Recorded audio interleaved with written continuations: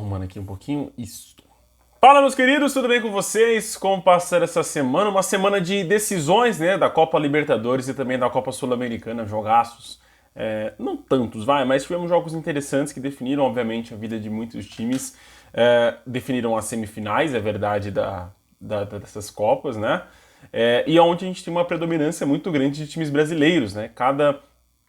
Na Libertadores tivemos a classificação dos 3 brasileiros, né? Palmeiras, Inter e Fluminense avançaram, e na Copa Sul-Americana apenas 2 brasileiros avançaram, né? O São Paulo acabou sendo eliminado, o Botafogo também foi eliminado, e tivemos a classificação de Corinthians e Fortaleza. Vamos ter um representante brasileiro na final, vamos ter um representante brasileiro nessas 2 finais, da Libertadores e também da Copa Sul-Americana. Não dá para projetar, obviamente, quem será o campeão, acho isso muito cedo, né, muito breve, porque vai depender muito de quem classificar, né? Mas vamos começar conversando sobre os jogos de terça-feira. Antes, vou pedir para você curtir, compartilhar com seus amigos, se inscrever no canal, se você não é inscrito ainda, né, dê essa força.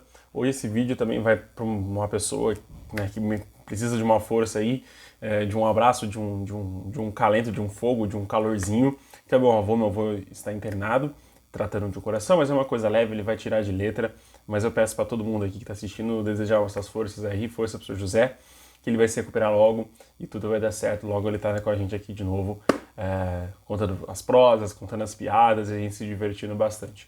Fechou, meus queridos? Pedido feito, vamos começar então com o que você está aqui para acompanhar, que são as análises dos jogos da Copa Libertadores e também da Copa Sul-Americana. Na terça-feira tivemos o primeiro jogo dessas decisões, né, entre Internacional e Bolívar. Era um jogo que eu já tinha, né, a projeção de ser um jogo muito tranquilo para o Inter, né, por conta do Bolívar precisar correr atrás do resultado, do Bolívar ter que criar muitas oportunidades, né, do Bolívar ter que sair mais para o jogo, obviamente. E o Inter é um time que gosta de jogar com times que saem para o jogo até para ter a oportunidade de contra-ataque, né, e os 2 gols do Inter foram criados dessa maneira, né, com contra-ataques, com o Inter dando a bola mais para o Bolívar e recuperando e fazendo os gols no contra-ataque. Ambos saíram com o Ener Valencia, que fez os 3 gols dessas quartas de final, né? Desse jogo das quartas de final. O Ener Valencia fez os 3 gols do Inter sobre o Bolívar. Diz muito pelo poder de decisão do atacante colorado, que vinha, né, começou com uma certa desconfiança e já se torna uma das peças principais desse time. Tá vivendo uma boa fase, é verdade. Eu acho que isso colabora ainda mais para o momento do atacante colorado. O Inter avança, vai enfrentar o Fluminense, é uma equipe completamente diferente do Bolívar. Vão ser jogos muito complicados, né, tanto na ida quanto na volta. Então, assim, projeção de ser jogos complicados para o Internacional, né? O Inter que não consegue jogar tão bem fora de casa, apesar de ter jogado de maneira decente, né, o jogo contra o Bolívar, mas eu ainda sinto que o gol do Inter foi muito mais num lance oportuno do Internacional, não de sorte, mas um lance muito oportuno de contra-ataque, do que propriamente dito uma jogada, né? O Inter foi com uma estratégia de voltar com empate, voltou com uma vitória, o que facilitou ainda mais o jogo da volta contra o Bolívar, né, o próprio Bolívar. O Internacional vai decidir em casa, né, a semifinal contra o Fluminense, o que favorece talvez a classificação do time colorado. Também na terça-feira tivemos o jogo entre Estudiantes e Corinthians, lá na Argentina, aonde o Corinthians foi massacrado, foi quase humilhado pelo Estudiantes nesse jogo da volta, porque só deu o Estudiantes de La Plata. O Mauro Mendes fez o primeiro gol do jogo, o único gol do jogo, inclusive, logo ao primeiro minuto de jogo, né, na primeira bola que foi na área do Corinthians, já se mostrou, a defesa corintiana já se mostrou uma defesa muito frágil e que iria dar muitos espaços ao time do Estudiantes, né?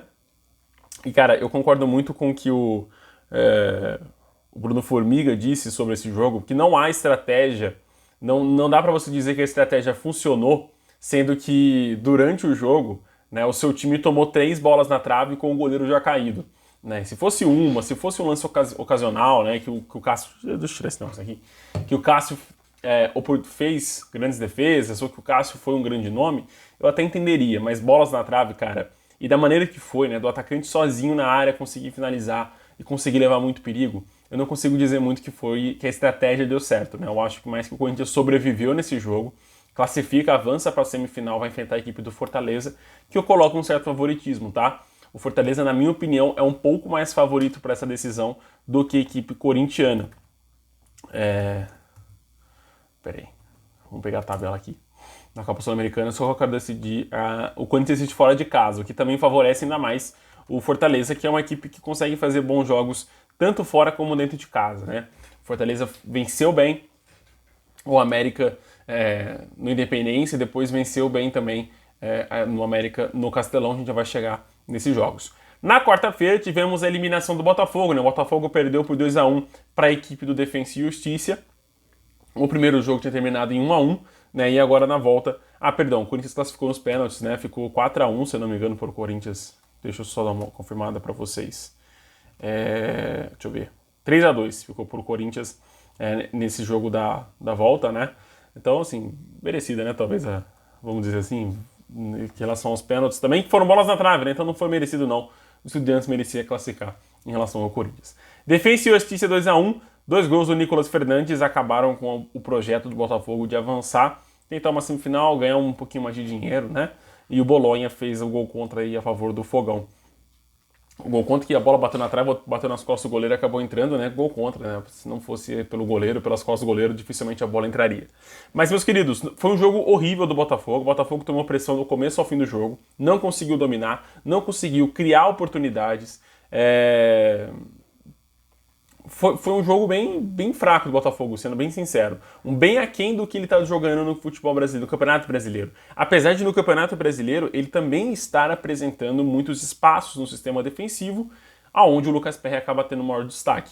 Mas nesse jogo em específico, o Gatito não teve nada a ver com isso, né? A zaga continuou dando muitos espaços, mas o Nicolas Fernandes estava calibrado esse dia, né? Nessa noite, e conseguiu fazer os 2 gols que classificam Defensa e Justiça. Eu coloco mais mérito no Defensa do que demérito no Botafogo, porque o time conseguiu jogar bem no Newton Santos, conseguiu buscar um empate, conseguiu jogar bem agora na Argentina, fazendo 2-1, né, e superando um empate que saiu no finalzinho do primeiro tempo, né? O time foi para o intervalo já tomando gol de empate do jogo, né? Então conseguiu se reencontrar, conseguiu jogar bem, destaque mesmo para uma excelente partida do Defensa e Justiça, mas com asterisco de que o Botafogo jogou muito mal, né? Foi um jogo muito aquém do Botafogo mesmo, muito aquém mesmo. Botafogo, se você vê o Botafogo nesse campeonato da Copa Sul-Americana, esse jogo específico, me lembra muito o Botafogo que foi no Campeonato Carioca, de pouca criação, de pouca envolvimento no meio de campo ali. Então acho que esse é um ponto a se ligar no Botafogo.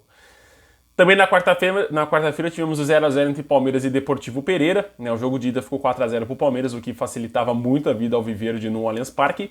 0-0, um jogo bem fraco, um jogo bem de poucas oportunidades, né? Não tivemos muitas chances.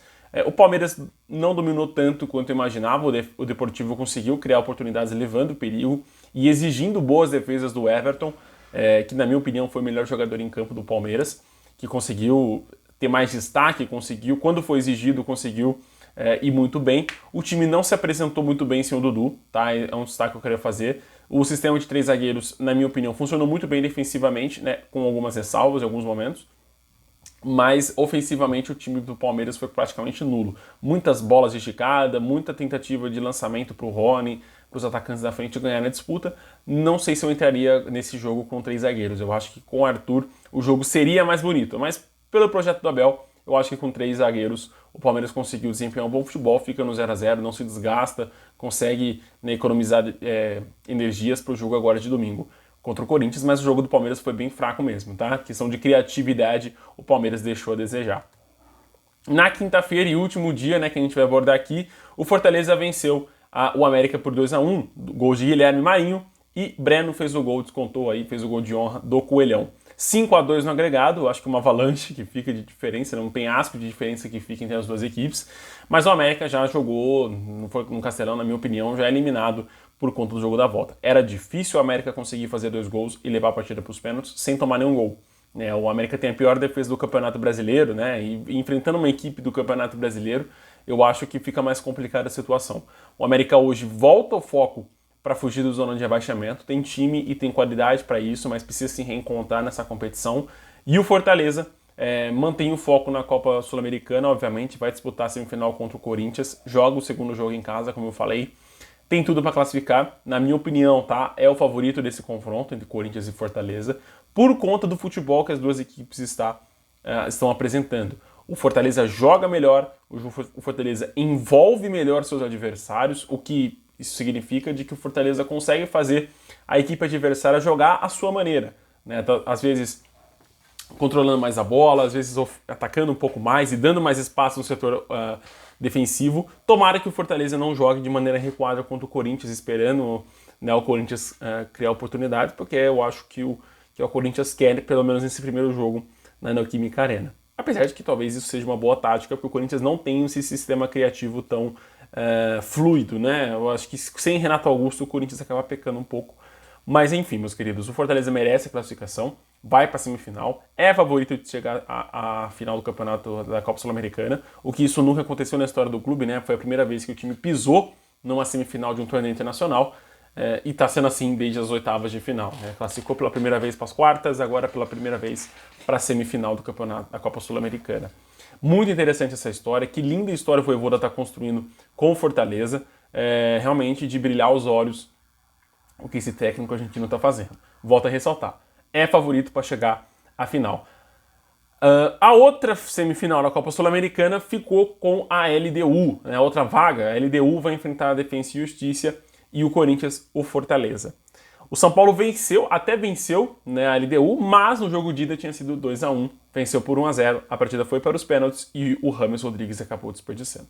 Cara, faltou para o São Paulo dominar um pouco mais. As chances que o São Paulo criou no jogo foram chances muito fracas no quesito ofensivo, né? O São Paulo até levou algum certo perigo, até criou oportunidades, mas foram oportunidades que você fala, tipo, poxa, não foi aquela chance clara, entendeu? A LDU teve a primeira grande chance no primeiro tempo, onde o Rafael fez, sim, boas defesas na primeira etapa. Então, na minha visão, não faz sentido criticar a partida do Rafael, porque se não fosse o Rafael, principalmente no primeiro tempo, talvez o São Paulo teria que correr com uma desvantagem até maior na primeira etapa, né? Tendo que virar o jogo para tentar levar para os pênaltis. Mas foi uma partida muito abaixo do São Paulo, que culminou no pênalti desperdiçado pelo James Rodrigues. É um jogador diferenciado, ele tem qualidade, eu acho, né? Acredito que ele ainda vai desempenhar um papel mais predominante no time do São Paulo, né? De maior destaque, de maior brilho no time do São Paulo, mas hoje infelizmente, uma peça de reposição no elenco, né? Uma peça para entrar no segundo tempo, uma peça para apresentar um futebol diferenciado no segundo tempo. Não acho que o James é esse cara, neste momento, para ser titular da equipe do São Paulo. Vai levar um tempinho ainda, eu acho que nem para a final da Copa do Brasil, tá? Eu acho que pouparia ainda o colombiano, ainda só para testando e sentindo como que é o futebol brasileiro. Aí quem sabe ano que vem, já no Campeonato Paulista, também nos campeonatos que o São Paulo vai disputar, ele já começa a entrar no time titular.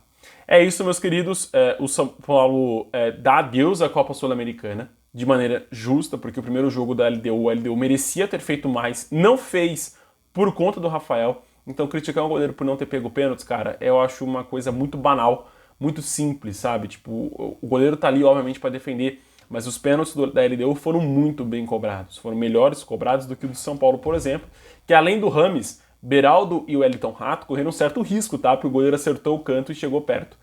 Mas o São Paulo faltou criatividade, chegou a fazer o gol com a Arboleda, é verdade, mas faltou criar mais, faltou criar muito mais, porque um time que está precisando da virada não pode se contentar com 1-0, não se pode contentar de que a qualquer momento a gente pode fazer um gol. Não fez 1-0, foi para os pênaltis e a loteria, né, classifica quem está melhor psicologicamente, fisicamente, né, está melhor no momento e a classificou a LDU. É uma vergonha, na minha opinião, o São Paulo ser eliminado pela LDU em casa, tá? É um time equatoriano com um orçamento muito menor. O São Paulo se reforçou muito bem nessa janela de transferências, pelo menos para chegar nas duas finais que estava disputando, a Copa Sul-Americana e também a Copa do Brasil. Conseguiu chegar na Copa do Brasil muito pela falta de capacidade do Corinthians de conseguir fazer um jogo defensivo excelente no jogo da volta. Não conseguiu, fez um jogo muito aquém e acabou tomando ali os 2 gols e o São Paulo avança para a Copa do Brasil.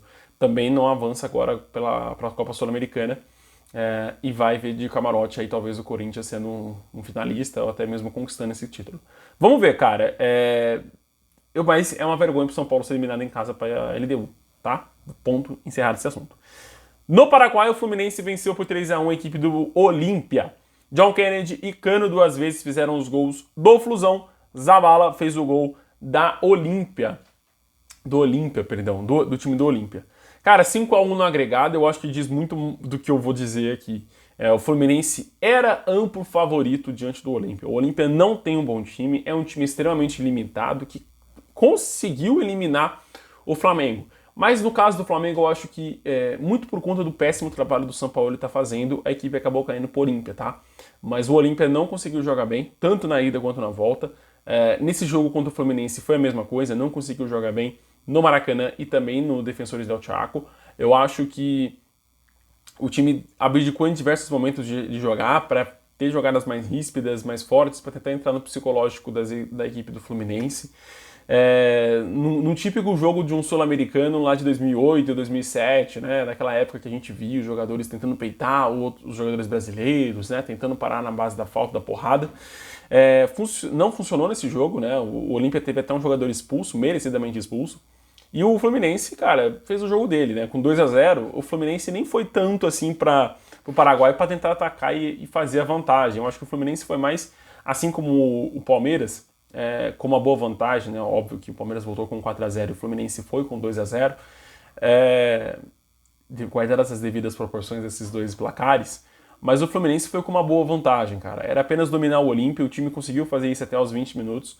O Olímpia começou a atacar um pouco mais, o Fluminense explorou o contra-ataque com o Joe Kennedy, fez o seu gol, ampliou ainda mais a vantagem. É verdade que 20 minutos depois, quase, o Olímpia conseguiu fazer o seu gol, empatou, mas aí o segundo tempo, né, o Fluminense controlou o jogo, ainda mais depois da expulsão do zagueiro do Olímpia, que eu esqueci o nome agora, mas enfim, foi expulso, e aí o Fluminense passou a dominar muito mais e passou a fazer seus gols também. É verdade que sem o seu jogador, o Olímpia começou a dar mais espaços e precisando buscar o placar ainda, deu muitos espaços ao Fluminense, que aí dos contra-ataques também conseguiu fazer o gol com o Cano, num rebote da trave, e também depois fez o seu segundo gol no jogo. Merecida a classificação do Fluminense, na minha visão, é o favorito contra o Internacional, apesar do equilíbrio. Eu colocaria, sei lá, 59% de vantagem para o Fluminense e 49% de vantagem para o Internacional, porque há sim muito equilíbrio e vai demorar para esse jogo acontecer, então muita coisa pode acontecer até lá. Vamos ver as cenas dos próximos capítulos. O Palmeiras vai enfrentar a equipe do Boca Juniors, né? O segundo jogo no Allianz Parque em São Paulo. Também é favorito, assim como o Fluminense e Inter, eu acho que é uns 55%, 51% contra 49% ou 45% para o Boca Juniors. São jogos dificílimos, equilibrados e que vão render muita coisa para a gente conversar, né, depois desses jogos. Fechou, meus queridos? Esse foi o vídeo de hoje. Agradeço demais a presença de vocês até aqui. Um forte abraço, fiquem com Deus. Fiquem com seus familiares, dê um abraço apertado em todos os seus familiares, um beijo carinhoso e até o próximo vídeo, se Deus quiser, segunda-feira. E lembrando que essa semana ainda tem eliminatória da Copa do Mundo, né? Vai começar a eliminatória sul-americana para a próxima Copa do Mundo, onde todo mundo vai classificar, brincadeira, mas vamos ver aí como vai ser um jogo da Seleção Brasileira sob o comando de Fernando Diniz. Um abraço, com Deus, e até o próximo vídeo. Tchau, tchau.